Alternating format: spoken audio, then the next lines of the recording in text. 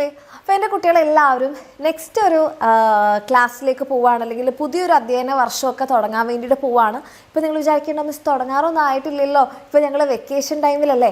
പക്ഷേ എന്തായാലും നിങ്ങളെല്ലാവരും ഇനി എന്താണ്, ഇപ്പോൾ പഠിച്ച ക്ലാസ്സിലല്ലോ മറ്റൊരു ക്ലാസ്സിലേക്കാണ് പോകാൻ വേണ്ടി പോകുന്നത് അല്ലേ. ഒരു പടിക്ക് കൂടി മുകളിലേക്ക് പോകാൻ വേണ്ടി പോവാണ്. അപ്പോൾ ആ സമയത്ത് നമ്മൾ എപ്പോഴും എന്ത് ചെയ്യണം, നമ്മൾക്ക് കഴിഞ്ഞ വർഷം അല്ലെങ്കിൽ അതിന് മുന്നത്തെ ക്ലാസ്സിൽ നമ്മൾ വരുത്തിയിട്ടുള്ള മിസ്റ്റേക്കുകളൊക്കെ നമ്മൾ മനസ്സിലാക്കിയിട്ട് അതൊക്കെ തിരുത്തി നമ്മൾ മുന്നോട്ട് പോവുകയാണെന്നുണ്ടെങ്കിൽ എൻ്റെ കുട്ടികൾക്ക് എന്ത് ചെയ്യാൻ വേണ്ടിയിട്ട് പറ്റും. നിങ്ങൾക്കിപ്പോൾ നിങ്ങൾ കഴിഞ്ഞ വർഷം വിചാരിക്കുമ്പോൾ അയ്യോ ഞാൻ അങ്ങനെ ചെയ്തിരുന്നെങ്കിൽ കുറച്ചുകൂടി നല്ലതായിരുന്നല്ലോ, അല്ലെങ്കിൽ ലാസ്റ്റ് മിനിറ്റിലൊക്കെ ആയിരിക്കും നമുക്ക് മനസ്സിലായിട്ടുണ്ടാവുക ഞാൻ ഈ മിസ്റ്റേക്ക് വരുത്തിയതുകൊണ്ടാണ് എനിക്ക് ഇത്രയും മാർക്ക് കുറഞ്ഞു പോയത്. അടുത്ത വർഷം നമ്മൾ ആ ഒരു മിസ്റ്റേക്ക് വരുത്താതിരുന്ന് കഴിഞ്ഞാൽ എൻ്റെ കുട്ടികൾക്ക് എന്ത് ചെയ്യാൻ വേണ്ടി പറ്റും, ഇപ്പോൾ ഉള്ളതിനേക്കാളും ഏറ്റവും അടിപൊളിയായിട്ട് മാർക്സ് ഒക്കെ സ്കോർ ചെയ്യാനും നല്ല രീതിയിൽ നിങ്ങൾക്ക് പഠിക്കാനൊക്കെ വേണ്ടി പറ്റും. അപ്പോൾ അതിന് വേണ്ടിയിട്ടുള്ള കുറച്ച് കുഞ്ഞു കുഞ്ഞു ടിപ്സാണ് മിസ് പറഞ്ഞുതരാൻ വേണ്ടി പോകുന്നത്. അപ്പോൾ ഈ കാര്യങ്ങളൊക്കെ ഇത്ര നേരത്തെ നിങ്ങൾക്ക് വന്ന് പറഞ്ഞു തരുന്നതിനുള്ള കാര്യം ഇത്രയേ ഉള്ളൂ. ഇതൊക്കെ നമ്മൾ മനസ്സിലാക്കി അതിന് വേണ്ടിയിട്ട് നമ്മൾ ചെയ്യാൻ വേണ്ടിയിട്ട് റെഡി ആയെങ്കിലാണ് എൻ്റെ മക്കൾക്ക് നിങ്ങളുടെ നെക്സ്റ്റ് ഇയർ തുടങ്ങുമ്പോൾ തന്നെ, നെക്സ്റ്റ് ഇയർ എന്ന് പറഞ്ഞാൽ നിങ്ങളുടെ സ്കൂൾ തുടങ്ങുമ്പോൾ തന്നെ നിങ്ങൾക്ക് എന്ത് ചെയ്യാൻ പറ്റുക, അതൊക്കെ ചെയ്ത് ഇനി ഈ ഒരു മിസ്റ്റേക്ക് വരുത്താതെ തന്നെ മുന്നോട്ട് പോകാൻ വേണ്ടി പറ്റുക. അപ്പോൾ എൻ്റെ മക്കൾ പ്രത്യേകം ശ്രദ്ധിക്കേണ്ട ഒരു കാര്യം എന്താണെന്ന് വെച്ചാൽ, നിങ്ങൾ ഈ ഓരോ കാര്യങ്ങൾ ചെയ്യുന്ന സമയത്ത് അല്ലെങ്കിൽ മിസ് പറയുന്ന സമയത്ത് ഇതൊക്കെ ട്രൈ ചെയ്യാൻ വേണ്ടിയിട്ടൊന്ന് നോക്കുക. ഓക്കെ. അപ്പോൾ അതിൽ ഒന്നാമത്തെ മിസ്റ്റേക്കാണ് നെഗ്ലക്റ്റിംഗ് സബ്ജക്റ്റ് അണ്ടർസ്റ്റാൻഡിങ്. അതായത് നമ്മളിപ്പോൾ ചില സമയത്ത് നമ്മൾ പഠിക്കുമ്പോൾ പല മക്കളും ചോദിക്കാറുണ്ട് മിസ് ഇത് ബൈ ഹാർട്ടാണോ പഠിക്കേണ്ടത്, അല്ലെ നമുക്ക് വളരെ ഈസിയാണ് ബൈ ഹാർട്ട് ചെയ്യാൻ. അപ്പോൾ നമ്മൾ വിചാരിക്കും അതല്ലേ നല്ലത്, നമുക്ക് വേഗം ഓർത്തെടുത്ത് എഴുതാനൊക്കെ പറ്റുമല്ലോ എന്ന്. പക്ഷേ അത് നമുക്ക് വളരെ കുറച്ച് സമയത്തേക്ക് മാത്രമേ നമ്മുടെ മനസ്സിലുണ്ടാവുള്ളൂ. അപ്പം നമ്മൾ എന്ത് ചെയ്യണം, നമ്മൾ കോൺസെപ്റ്റ് മനസ്സിലാക്കിയിട്ട് പഠിക്കുകയാണെന്നുണ്ടെങ്കിൽ നിങ്ങളുടെ എക്സാം ടൈമൊക്കെ ആകുമ്പോൾ നമുക്ക് എന്ത് ചെയ്യാൻ വേണ്ടിയിട്ട് പറ്റും, ആ കാര്യം നമുക്ക് ഓർമ്മയുണ്ടാവും. നമ്മൾ ജസ്റ്റ് റിവൈസ് ചെയ്ത് കഴിഞ്ഞാൽ തന്നെ നമുക്ക് എന്ത് ചെയ്യാൻ പറ്റും, നല്ല രീതിയിൽ നിങ്ങൾക്ക് ഓർമ്മിക്കാനും നിങ്ങൾക്ക് എക്സാം എഴുതാനൊക്കെ പറ്റും. നേരെ മറിച്ച് നമ്മൾ ബൈ ഹാർട്ട് ചെയ്യുകയാണെങ്കിൽ ആ പഠിച്ച ദിവസവും നെക്സ്റ്റ് ഡേയും ഓർമ്മയുണ്ടാവുമായിരിക്കും. പിന്നീട് നിങ്ങളുടെ ഏതെങ്കിലും ഒരു എക്സാം ഒക്കെ വരുന്ന സമയത്ത് നിങ്ങൾ ആദ്യം മുതൽ പഠിക്കേണ്ടി വരും, കാരണം ഒന്നും ഓർമ്മയുണ്ടാവില്ല. ഓക്കെ. അപ്പോൾ സബ്ജക്റ്റ് മനസ്സിലാക്കി നിങ്ങൾ പഠിച്ചിട്ടില്ലെങ്കിൽ എന്താ പറ്റുക, എൻ്റെ കുട്ടിക്ക് എപ്പോഴും പുതിയതായിട്ട് പഠിക്കുന്ന പോലത്തെ ഒരു ഫീൽ ഉണ്ടാവും.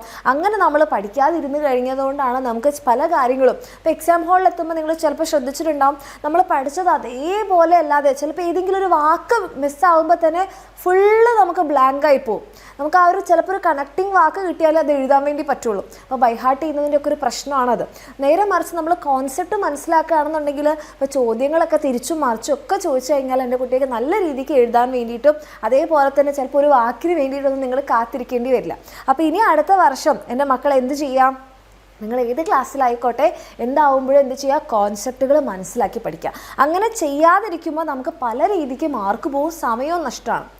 രണ്ടാമതൊരു മിസ്റ്റേക്കാണ് ഇഗ്നോറിങ് സ്റ്റഡി റിസോഴ്സസ്. അതായത് നമ്മൾ പലപ്പോഴും എന്താ ചെയ്യുക, നമ്മൾ ചിലപ്പോൾ ഒന്നെങ്കിൽ ലാസ്റ്റ് മിനിറ്റിലേക്കൊക്കെ വെച്ചിട്ട് ഒരു യൂട്യൂബ് ക്ലാസ് മാത്രം കണ്ട് പഠിക്കും.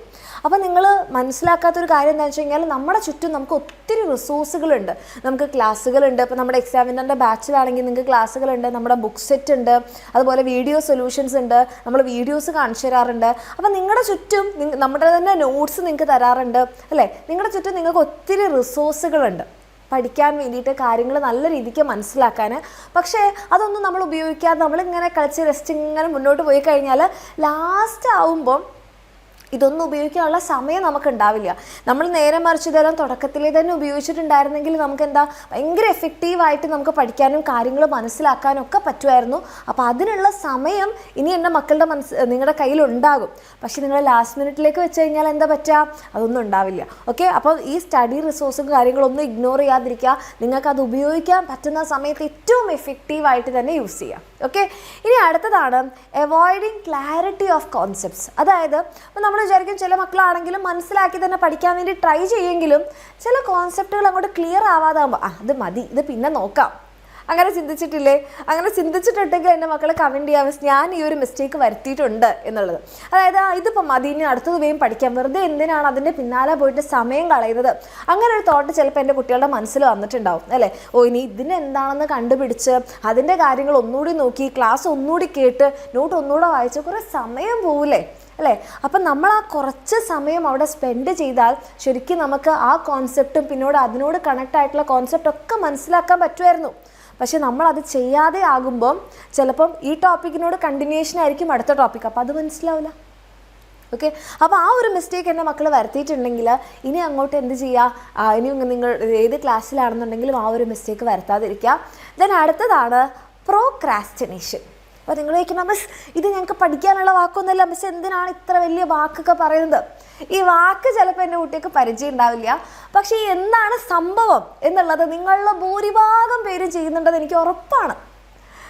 ഇതെന്താണെന്ന് പറഞ്ഞു കഴിഞ്ഞാൽ നിങ്ങൾക്ക് തന്നെ ഒരു മനസ്സിൽ, അല്ലെങ്കിൽ ഈ വീഡിയോ കാണുമ്പോൾ നിങ്ങളുടെ മനസ്സിലൊരു മുഖത്തൊരു കുഞ്ഞു ചിരിയൊക്കെ വരും. അങ്ങനെ നിങ്ങൾക്ക് ചെയ്തിട്ടുണ്ടെങ്കിൽ തീർച്ചയായിട്ടും ഞാനത് ചെയ്തിട്ടുണ്ട് പക്ഷേ ഇനി ചെയ്യൂല എന്നുള്ള കാര്യം കമൻറ്റ് സെക്ഷനിൽ അറിയിക്കാം. അതായത് എന്തെങ്കിലും ഒരു കാര്യം പഠിക്കാനാകുമ്പോൾ ഇന്ന് മതി, നാളെ പഠിക്കാം. ചിലപ്പോൾ ഒരു വീഡിയോ ഒക്കെ കണ്ട് ഭയങ്കര മോട്ടിവേറ്റഡ് ആയി ഇന്ന് മുതൽ പഠിക്കാൻ വേണ്ടി ഇരിക്കുമ്പോഴേക്കും നമ്മുടെ മനസ്സ് അല്ലെങ്കിൽ നമ്മുടെ ബ്രെയിൻ ഇങ്ങനെ പറയും, എന്തിനാ ഇപ്പോൾ പഠിക്കണം, നിങ്ങൾക്ക് എത്രയോ സമയമുണ്ട്. ഇപ്പോൾ ഈ വീഡിയോ കാണുമ്പോൾ തന്നെ നിങ്ങളുടെ മനസ്സിൽ ഇതൊക്കെ ഇപ്പം എന്തിനാ ചെയ്യണേ, എത്രയോ സമയമുണ്ട് അല്ലേ, നാളെ നീളെ ഒരു ഹോംവർക്ക് ചെയ്യുമ്പോഴേക്കും ഒന്ന് വെള്ളിയാഴ്ച അല്ലേ ആയിട്ടുള്ളൂ, ശനി ഞായറും ലീവ് ഉണ്ടല്ലോ, നാളെ ചെയ്യാം. നാളെ വിചാരിക്കും ഒരു ദിവസം കൂടി ഉണ്ടല്ലോ, മറ്റന്നാളെ ചെയ്യാം. എക്സാമിന് പഠിക്കുമ്പോഴാണെങ്കിൽ എപ്പോഴും ഇങ്ങനെയാണ് വരിക അല്ലേ, ഒരു മാസം ഉണ്ടല്ലോ, 2 ആഴ്ച ഉണ്ടല്ലോ, 3 ആഴ്ച ഉണ്ടല്ലോ അല്ലേ, 2 ദിവസം ഉണ്ടല്ലോ, ലാസ്റ്റ് മിനിറ്റ് വരെ നമ്മൾ വെയിറ്റ് ചെയ്യും. അതിനെയാണ് നമ്മൾ പ്രൊക്രാസ്റ്റിനേഷൻ എന്ന് പറയുന്നത്. നീട്ടി വെക്കുക. നമ്മൾ ഇന്ന് ചെയ്യേണ്ട കാര്യം നാളെ ചെയ്യാം, മറ്റന്നാളെ ചെയ്യാം, അതിൻ്റെ അടുത്ത ദിവസം ചെയ്യാം, അങ്ങനെ നമ്മൾ നീട്ടി വെക്കുന്നതിനെയാണ് പ്രോക്രാസ്റ്റിനേഷൻ എന്ന് പറയാം. അപ്പോൾ ആ ഒരു കാര്യം നിങ്ങളെല്ലാവരും വരുത്തിയിട്ടുണ്ടെന്ന് മിസ്സിനെ അറിയാം. ഓക്കെ. പക്ഷേ ഇനി അങ്ങോട്ട് നമ്മളത് വരുത്താതിരിക്കുക. നിങ്ങളൊരു വലിയ ക്ലാസ്സിലേക്കൊക്കെ പോകുമ്പോഴായാലും എല്ലാ ദിവസവും കുറച്ചെങ്കിലും നിങ്ങൾ പഠിക്കുക.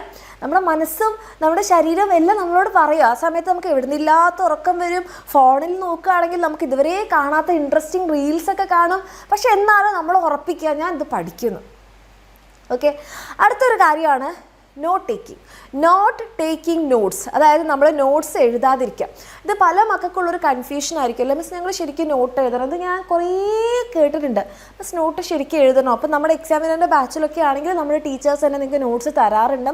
അപ്പോൾ ആ നോട്ട് വെച്ച് പഠിച്ചാൽ മതിയോ? മിസ്സിൻ്റെ ഒരു സജഷൻ, നിങ്ങൾ എപ്പോഴും ഒരു ക്ലാസ് കാണുന്ന സമയത്ത് ഒരു ബുക്ക് നിങ്ങളുടെ അടുത്ത് വെക്കുക. ഓക്കെ. എന്നിട്ട് അത് ടീച്ചർ പറയണത് ഇങ്ങനെ കേട്ട് എഴുതുക. ആ പ്രസൻറ്റേഷനിൽ കാണിക്കുന്ന, ആ സ്ലൈഡിൽ കാണിക്കുന്നത് അങ്ങനെ തന്നെ കോപ്പി ചെയ്ത് എഴുതുക. അതല്ല ചെയ്യേണ്ടത്. നിങ്ങൾ എന്താണോ പഠിക്കുന്നത് അല്ലെങ്കിൽ ടീച്ചർ എന്താണോ പറയുന്നത് അത് ജസ്റ്റ് ഒന്ന് എഴുതാം. ഇപ്പം മിസ് പഠിപ്പിക്കുകയാണ്, ഇപ്പം നമ്മുടെ ഫ്ലവേഴ്സിനെ കുറിച്ചാണ് പഠിപ്പിക്കുന്നത്, ഫ്ലവേഴ്സ് എന്ന് എഴുതാം. പിന്നെ ഫ്ലവേഴ്സിൻ്റെ പാർട്സ് ഏതൊക്കെയാണ് അത് എഴുതുക. അങ്ങനെ ജസ്റ്റ് ഓരോ വാക്കുകൾ എഴുതി വെച്ചാൽ മതി. പിന്നീട് നിങ്ങളുടെ എക്സാം ടൈമിലായിക്കോട്ടെ അല്ലെങ്കിൽ നിങ്ങളിത് റിവിഷനൊക്കെ ചെയ്യുന്ന സമയത്ത് നിങ്ങൾക്കത് ഭയങ്കര യൂസ്ഫുൾ ആവാൻ പോകുന്ന ഒരു കാര്യമായിരിക്കും നമ്മുടെ ഷോർട്ട് നോട്ട്. ഇത് മാത്രമല്ല, നമ്മളൊരു ക്ലാസ് കാണുമ്പോൾ ഇങ്ങനെ വെറുതെ ഇങ്ങനെ കണ്ടുകൊണ്ടിരുന്ന് കഴിഞ്ഞാൽ ഉറക്കം വരും. നിങ്ങൾക്ക് എല്ലാവർക്കും വന്നിട്ടുണ്ടാവില്ലേ? മിസ്സിനും വന്നിട്ടുണ്ട്. പല വീഡിയോസൊക്കെ ഇങ്ങനെ വെറുതെ കാണുന്ന സമയത്ത് നമുക്ക് ഉറക്കം വരും. ഓക്കെ. നേരെ മറിച്ച് നമ്മൾ എന്തെങ്കിലും ഇങ്ങനെ സൈഡിൽ വർക്ക് ചെയ്തുകൊണ്ടിരിക്കുകയാണ്, എന്തെങ്കിലും എഴുതിക്കൊണ്ടിരിക്കുകയാണെങ്കിൽ നമ്മൾക്ക് കുറച്ചുകൂടി അടിപൊളിയായിട്ട് അതിൽ കോൺസെൻട്രേറ്റ് ചെയ്യാനും നമ്മുടെ ബ്രെയിൻ കുറച്ചുകൂടി ആക്റ്റീവായിട്ട് വർക്ക് ചെയ്യാനും സഹായിക്കും. അപ്പോൾ എന്ത് ചെയ്യുക, നോട്ട് ഇതുവരെ എഴുതി ശീലിച്ചിട്ടില്ലാത്ത മക്കളാണെങ്കിൽ ആ ശീലം തുടങ്ങും. ദെൻ അടുത്തതാണ് നോട്ട് പ്രാക്ടീസിങ് ക്വസ്റ്റ്യൻസ്. ഇത് എൻ്റെ മക്കൾ ഭൂരിഭാഗം പേരും വരുത്തിയിട്ടുണ്ടാവും അല്ലേ. ക്വസ്റ്റ്യൻസ് എപ്പോഴാണ് നമ്മൾ പ്രാക്ടീസ് ചെയ്യുക?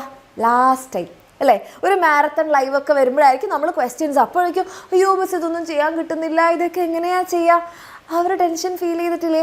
അപ്പോൾ ആ ഒരു ടെൻഷൻ ഫീൽ ചെയ്തിട്ടില്ലെങ്കിൽ നിങ്ങൾ ഈ മിസ്റ്റേക്ക് വരുത്തിയിട്ടില്ല എന്നാണ് അതിൻ്റെ അർത്ഥം. അങ്ങനെ ആവട്ടെ എന്ന് മിസ് ആത്മാർത്ഥമായിട്ട് ആഗ്രഹിക്കുകയാണ്. ഇനി ആ ഒരു മിസ്റ്റേക്ക് നിങ്ങൾ വരുത്തിയിട്ടുണ്ട്, ഇതുവരെ മിസ് ഞാൻ ക്വസ്റ്റ്യൻ ഒന്നും പ്രാക്ടീസ് ചെയ്തിട്ടില്ല, ചാപ്റ്റർ ഇങ്ങനെ പഠിച്ച് പോവുകയാണ് ചെയ്തത്, അങ്ങനെയാണെങ്കിൽ ഇനി എൻ്റെ മക്കൾ എന്ത് ചെയ്യുക? അങ്ങനെ ചെയ്യാതിരിക്കുക. നമ്മളൊരു ചാപ്റ്റർ പഠിക്കുന്നതിൻ്റെ അത്ര തന്നെ ഇമ്പോർട്ടൻ്റ് ആണ് നമ്മൾ ക്വസ്റ്റ്യൻസ് പ്രാക്ടീസ് ചെയ്യുന്നത്. കാരണം നമ്മൾ ഈ ചാപ്റ്റേഴ്സ് എന്തിനാണ് പഠിക്കണേ? നമുക്ക് എക്സാമിന് മാർക്ക് കിട്ടാനല്ലേ. എക്സാമിൽ എന്താ ചോദിക്കുക? ചാപ്റ്റർ ആണോ ചോദിക്കുക? അല്ല, ക്വസ്റ്റ്യൻസ് ആണ് വരിക.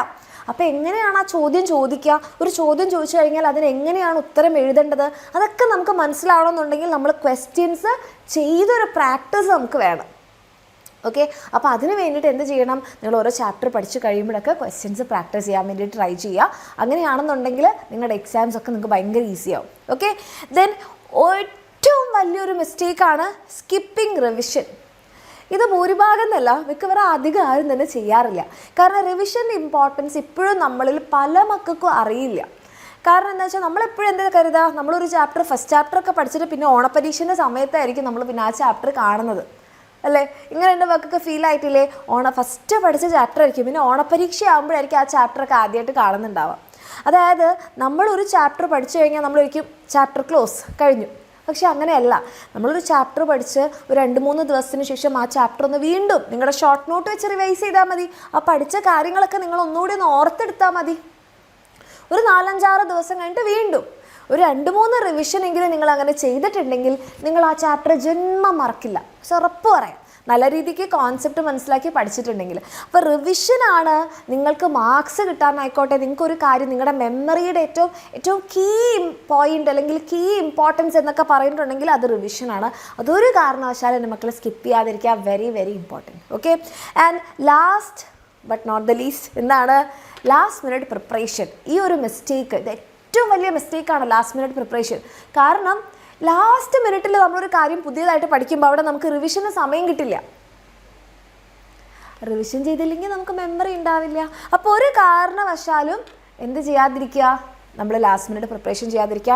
ഇപ്പോഴാണെങ്കിൽ എൻ്റെ മക്കൾക്ക് എന്താണ് ധാരാളം സമയമുണ്ട് പഠിച്ചെടുക്കാൻ. കാരണം നിങ്ങളുടെ സ്കൂളും കാര്യങ്ങളൊന്നും തുടങ്ങിയിട്ടില്ല. അപ്പോൾ നിങ്ങൾ തുടക്കം മുതലേ കുറച്ച് പഠിക്കുക. അങ്ങനെ കുറച്ച് പഠിച്ചു കഴിഞ്ഞാൽ എൻ്റെ മക്കൾക്ക് എന്താണ് ലാസ്റ്റ് മിനിറ്റിൽ അയ്യോ അത് പഠിച്ചില്ല, ഇത് പഠിച്ചില്ല, റിവിഷൻ ചെയ്തില്ല, ക്വസ്റ്റ്യൻ പ്രാക്ടീസ് ചെയ്തില്ല, ഈ ടെൻഷൻസ് ഒന്നും ഉണ്ടാവില്ല. ഓക്കെ. അപ്പോൾ അറ്റ്ലീസ്റ്റ് എൻ്റെ മക്കൾ എന്ത് ചെയ്യുക? ഈ കാര്യങ്ങളൊക്കെ മിസ് പറഞ്ഞ കാര്യങ്ങളൊക്കെ മെമ്മറിയിൽ വെക്കുക. ഈ മിസ്റ്റേക്സ് നിങ്ങൾ വരുത്തിയിട്ടുണ്ടെങ്കിൽ നിങ്ങളൊന്ന് കമൻറ്റ് ചെയ്യുക, ഞാൻ ഈ മിസ്റ്റേക്ക് വരുത്തിയിട്ടുണ്ട്, ഞാൻ ആ മിസ്റ്റേക്ക് വരുത്തിയിട്ടുണ്ട്. അപ്പോൾ നിങ്ങൾക്ക് തന്നെ കമൻറ്റ് ചെയ്യുമ്പോൾ തോന്നുമോ, ചിലപ്പോൾ നമുക്ക് എന്തെങ്കിലും ഒരു പ്രശ്നം വരുമ്പോൾ നമ്മൾ എന്താ ആദ്യം ചിന്തിക്കുക? എനിക്ക് മാത്രം എന്താ ഇങ്ങനെ, ഞാൻ മാത്രം എന്താ ഇങ്ങനെ. പക്ഷേ കമൻറ്റ് സെക്ഷൻ കണ്ടാൽ നിങ്ങൾക്ക് മനസ്സിലാവും നിങ്ങൾ മാത്രമല്ല ഈ മിസ്റ്റേക്ക് വരുത്തിയിട്ടുള്ളത്. പക്ഷേ ഇത് നമുക്കിങ്ങനെ കൂട്ടത്തിൽ ആളെ കൂട്ടാൻ വേണ്ടിയിട്ടല്ല. ഈ മിസ്റ്റേക്കുകളൊന്നും നമ്മളിനി ചെയ്യില്ല എന്ന് നമുക്ക് തന്നെ ഒരു ഉറപ്പ് കൊടുക്കുകയാണ്. ഓക്കെ. അപ്പോൾ അതിന് വേണ്ടിയിട്ടൊന്ന് കമൻറ്റ് ചെയ്യുക, ഈ മിസ്റ്റേക്സ് ഒന്നും വരുത്താതിരിക്കുക. പിന്നെ ഈ പറഞ്ഞ കാര്യങ്ങളൊക്കെ മാറ്റിയിട്ട് നമ്മൾ നെക്സ്റ്റ് ഇയർ കുറച്ചുകൂടി അടിപൊളിയായിട്ട് പഠിക്കും എന്നുള്ളൊരു പ്രോമിസ് കൂടി കമൻറ്റ് സെക്ഷനിൽ പറയുകയാണെങ്കിൽ മിസ്സിന് കുറച്ച് സന്തോഷമാവുമായിരുന്നു. മിസ് ഈ കാര്യങ്ങളൊക്കെ പറഞ്ഞ് നിങ്ങൾക്ക് ഇങ്ങനെ സ്ലൈഡും പ്രസൻറ്റേഷനും വീഡിയോ ഒക്കെ ഉണ്ടാക്കി തന്നിട്ട് അതിൽ എന്തെങ്കിലും ഒരു കാര്യം നിങ്ങൾക്ക് ഉണ്ടായി യൂസ്ഫുൾ ആയെന്ന് കേൾക്കുമ്പോഴല്ലേ മിസ്സിനൊരു ആശ്വാസമൊക്കെ ഉണ്ടാവുക. ഓക്കെ. അപ്പോൾ അങ്ങനെയാണെന്നുണ്ടെങ്കിൽ എൻ്റെ മക്കളൊന്ന് കമൻറ്റ് ചെയ്യുക. അതേപോലെ തന്നെ ഈ പറഞ്ഞ രീതിയിലൊക്കെ റിവിഷനൊക്കെ ചെയ്ത് ക്വസ്റ്റ്യൻസ് ഒക്കെ പ്രാക്ടീസ് ചെയ്ത് നല്ലപോലെ കോൺസെപ്റ്റൊക്കെ മനസ്സിലാക്കി ക്ലാരിറ്റി ഒക്കെ വരുത്തി പഠിക്കണം, റിസോഴ്സസ് ഒക്കെ ഉപയോഗിച്ച് പഠിക്കണം എന്ന് ആഗ്രഹം ഉണ്ടെങ്കിൽ നിങ്ങൾക്ക് താഴെ കാണുന്ന നമ്പറിൽ മെസ്സേജ് ചെയ്യുക. നമ്മുടെ എക്സാമിനർ ബാച്ചസിൽ ഞങ്ങളെല്ലാവരും നിങ്ങളുടെ കൂടെ തന്നെ ഉണ്ടാവും. അടിപൊളിയായിട്ട് പഠിക്കാം. ഓക്കെ.